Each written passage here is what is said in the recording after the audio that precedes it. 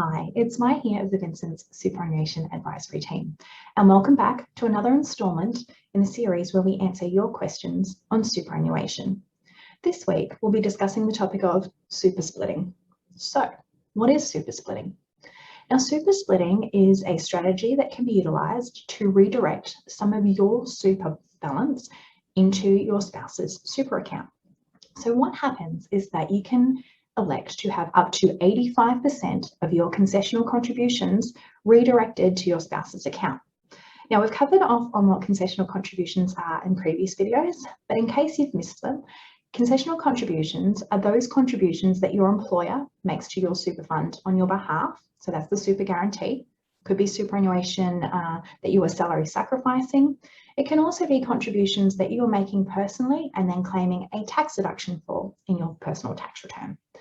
So under super splitting, you can elect to have up to 85% of those contributions, and that is maxed though to whatever your contribution cap is for the year. So it can only be 85% of that, or whatever you've actually made that year, can then be redirected to your spouse's account. Now, they can only be made in respect of the previous financial year. And if you are rolling out or closing your account, the split has to take place in the year that you've made the concessional contribution. That's the only time it could be in the current year. Now, you can apply to split your contributions when you are at any age, but your spouse must be either less than their preservation age that applies to them, or aged between their preservation age and age 65 and not retired. Now, I'll put up a little fact sheet that's got the preservation ages and a little bit more details in the comments. So only a spouse is eligible to receive super splitting contributions. So the definition of a spouse includes a person that you are legally married to, a person that is a member in a relationship that is registered under the certain state or territory laws, or a person of the same or of a different sex who lives with you on a genuine domestic basis in a relationship as a couple, known as a de facto spouse. So what are the benefits of super splitting? Well, it really provides an effective way of providing superannuation to a non-working or a low-income spouse.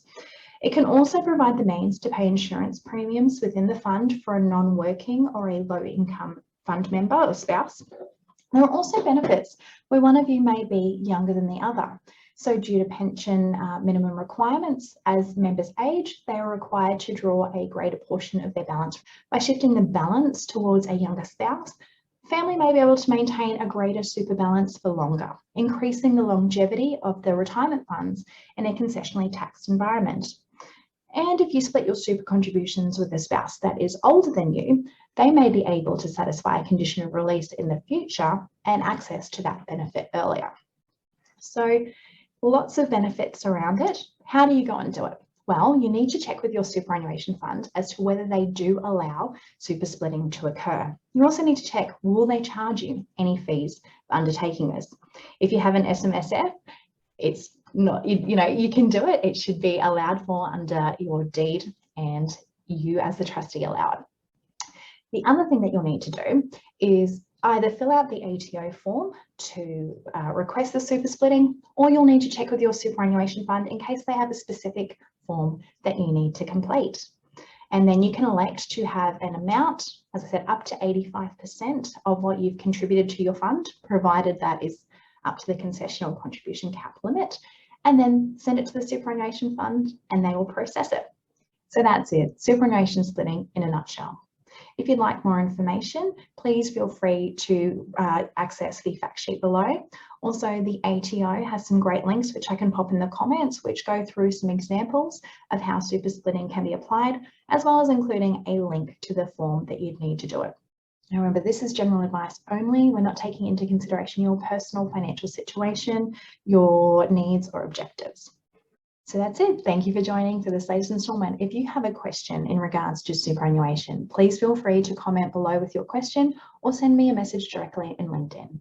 Thanks.